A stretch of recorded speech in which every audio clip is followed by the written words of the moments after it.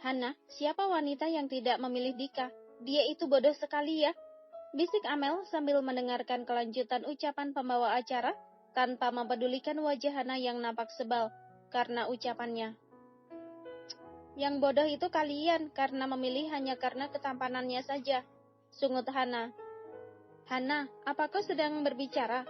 Tanya Amel sebab kini teman-temannya tengah bersorak karena hasil voting menunjukkan keunggulan pada tim Dika.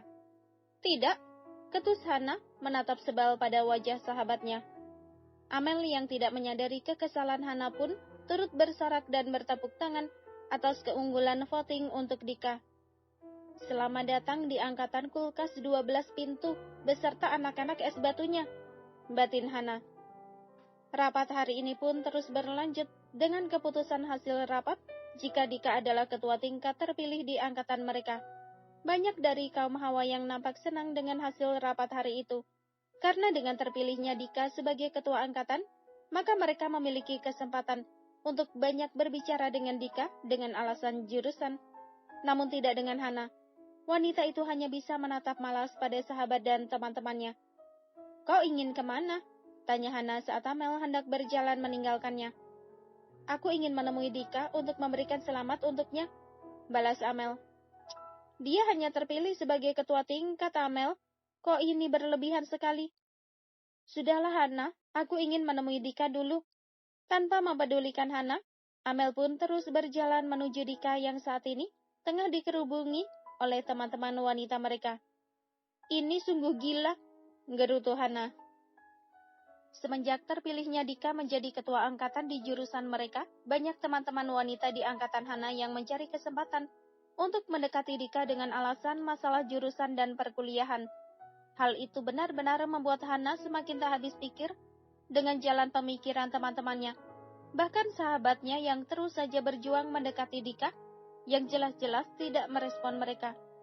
Kedatangan Amel siang itu masuk ke dalam kelas dengan langkah tergesa-gesa, mengalihkan pandangan Hana dari ponselnya. Hana, kau lihat ini? Amel menunjukkan 2 buah batang coklat di tangannya di depan wajah Hana. Coklat? Kau mendapatkannya dari mana? Tanya Hana dengan kening mengkerut. Aku mendapatkannya dari Kak Hans, dan dia memberikan ini untukmu, ucap Amel, lalu menyerahkan 2 batang coklat itu ke tangan Hana. Untukku? Hana merasa bingung. Iya, kau ingat bukan dengan Kak Hans, pria yang menolongmu kemarin sore? Jelas Amel. Aku mengingatnya, tapi kenapa dia memberikan coklat untukku? Tidak masuk akal sekali, ucap Hana. Entahlah, katanya sih sebagai tanda pertemanan darinya untukmu, balas Amel. Hana terdiam, memperhatikan 2 batang coklat di tangannya yang nampak menggiurkan. Walaupun aku tidak mengerti maksudnya, namun aku menerima coklat darinya. Sepertinya coklat ini sangat enak, ucap Hana dengan tersenyum senang. Jika dengan makanan saja kau baru menerima pertemanan seorang pria, dejak Amel. Hana tertawa. Kau tahu jelas bukan jika aku sangat menyukai ini? Balasnya sambil mengangkat 2 buah coklat yang sudah berpindah tangan padanya. Iya, tapi kau jangan lupa untuk memberikannya juga untukku.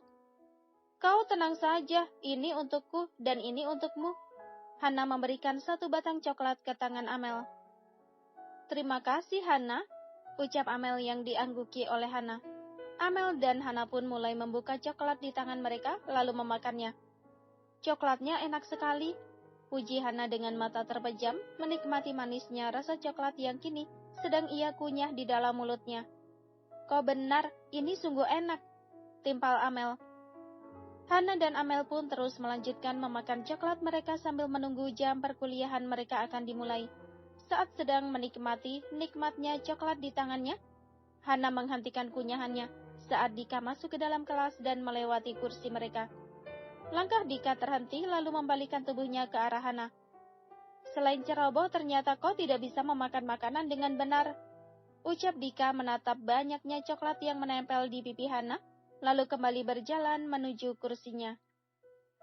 Mendengar Dika yang berbicara cukup panjang untuk pertama kalinya, untuk hal yang tidak penting, membuat Amel melebarkan kedua matanya. Pandangan Amel terus tertuju pada Dika, hingga pria itu menjatuhkan bokongnya di kursi paling depan yang masih kosong. Sedangkan Hana, ia langsung mengambil kaca kecil yang selalu ia bawa di dalam tasnya untuk melihat kondisi wajahnya saat ini. Dan benar saja, di sebelah pipinya nampak menempel noda coklat yang cukup banyak. Ini sungguh memalukan, gerutu Hana dengan pelan, lalu mengambil tisu basah di dalam tasnya dan mengelap noda coklat yang menempel di pipinya. Setelah membersihkan wajahnya, Hana pun mengalihkan pandangannya pada Dika, yang nampak duduk dengan tenang sambil memainkan ponselnya. Berani sekali kulkas 12 pintu itu mengejekku, rutuk Hana pada pria tampan yang sudah tak tampan lagi di matanya. Apa kau mendengar suara emasnya tadi, Hana? Tanya Amel setelah cukup memperhatikan Dika. Tidak, aku tidak mendengarnya, ketus Hana merasa kesal. Amel menggelengkan kepalanya, merasa lucu dengan sikap Hana saat ini. Suara emasnya itu akhirnya keluar hanya untuk mengejekmu, Hana. Amel melipat bibirnya, menatap wajah Hana yang masih nampak kesal karena cibiran Dika. Diamlah, atau aku akan menyumpal mulutmu, ucap Hana. Iya, aku akan diam. Amel kembali melipat bibirnya, semakin merasa lucu dengan sikap Hana. Mood Hana yang sudah rusak sejak siang tadi karena Dika membuat wanita itu masih memasang wajah masamnya sampai pulang kuliah. Hana, kenapa dengan wajahmu? Kau semakin jelek saja jika seperti itu, ucap Amel menatap wajah masam Hana. Diamlah, aku sungguh tak berselera untuk berbicara, balas Hana dengan malas. Tidak berselera, dia pikir makanan. Amel hanya berucap dalam hati, karena saat ini ia sangat paham mood sahabatnya itu tengah buruk. Hana dan Amel terus berjalan beriringan menuju parkiran motor mereka. Saat sudah hampir sampai di parkiran motor, Amel menghentikan langkahnya yang membuat langkah Hana ikut terhenti. Hana, kau lihat itu? Dika membawa mobil baru, ucap Amel sedikit keras. Hana turut menatap ke arah pandangan Amel, dan benar saja, Dika terlihat baru saja masuk ke dalam mobil barunya yang nampak mewah. Dika sungguh keren, puji Amel sambil menekan kedua pipinya. Lidah Hana berdecak. Kok itu sungguh berlebihan sekali. Di sekolah kita dulu juga banyak yang mempunyai mobil baru dan mewah. Cibir Hana lalu kembali melangkah. Amel pun turut melangkah. Memang banyak, tapi tidak semewah mobil Dika. Aku sangat yakin harga mobilnya pasti sangat mahal, ucap Amel lagi. Hana tak lagi mendengarkan ucapan Amel dan lebih memilih melangkah ke arah motornya. Ada apa dengan mata dan hatinya? Kenapa dia tidak bisa melihat kelebihan yang sangat nyata pada diri Dika? Decak Amel tak habis pikir pada sahabat baiknya. Amel pun turut mengikuti langkah Hana mengambil motornya yang terparkir tidak jauh dari motor Hana. Setelah mengambil motor masing-masing, motor Hana dan Amel pun mulai melaju meninggalkan pekarangan kampus. Sampai jumpa besok, ucap Hana melambaikan tangannya pada Amel, lalu menancap gas motornya dengan kencang. Saat mereka berpisah di persimpangan jalan, Amel mengangguk lalu turut melambaikan tangan pada Hana yang sudah menjauh meninggalkannya. Saat berhenti di lampu merah, motor Hana berhenti tepat di samping sebuah mobil baru yang nampak tidak asing di matanya. Kenapa aku seperti pernah melihatnya? Gumam Hana sambil menatap pada kaca mobil yang berwarna hitam, hingga ia tidak dapat melihat siapakah gerangan orang di dalam sana. Hana pun terus menatap pada kaca mobil sambil berpikir hingga tak menyadari jika kaca mobil yang dilihatnya perlahan terbuka. Seseorang yang sejak tadi merasa risih diperhatikan oleh Hana pun kini menatap datar pada Hana yang nampak melamun sambil menatap padanya. Bunyi klakson yang berbunyi, pertanda lampu lalu lintas sudah berubah warna, menyadarkan lamunan Hana. Hana terbelalak saat menyadari seseorang yang ada di dalam mobil kini tengah menatap datar padanya. Kau, pekik Hana. Mendengar suara klakson mobil yang berada di belakangnya terus berbunyi, membuat Hana tak lagi berbicara dan lebih memilih menancap gas motornya. Dasar aneh, gumam seseorang di dalam mobil, lalu melajukan mobilnya menyusul motor Hana, yang sudah nampak jauh dari pandangannya. Sial sekali, ternyata mobil itu mobil milik kating salju, umpat Hana saat menyadari kebodohan dan kepikunannya. Padahal, baru beberapa menit yang lalu, ia melihat mobil baru itu di kampusnya, dan kini ia sudah melupakannya. Hana pun semakin menambah laju kecepatan motornya agar benar-benar lenyap dari pandangan Dika dari dalam mobilnya. Aku sangat mengutuk hari ini yang sungguh memalukan, gerutu Hana saat sudah sampai di depan rumahnya. Melihat belum ada tanda-tanda kedua orang tuanya sudah kembali dari rumah neneknya, membuat Hana langsung memilih masuk ke dalam kamarnya.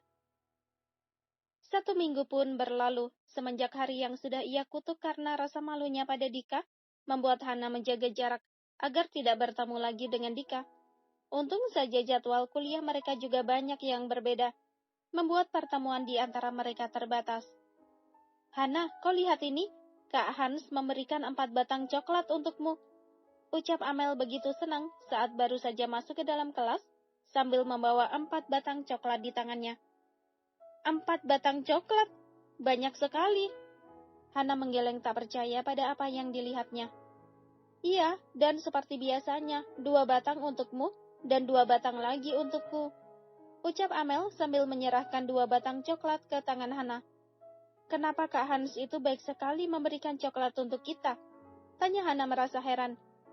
Bukan untuk kita, tapi untukmu saja, karena aku sudah mendapatkan selain coklat dari Kak Hans, seloroh Amel.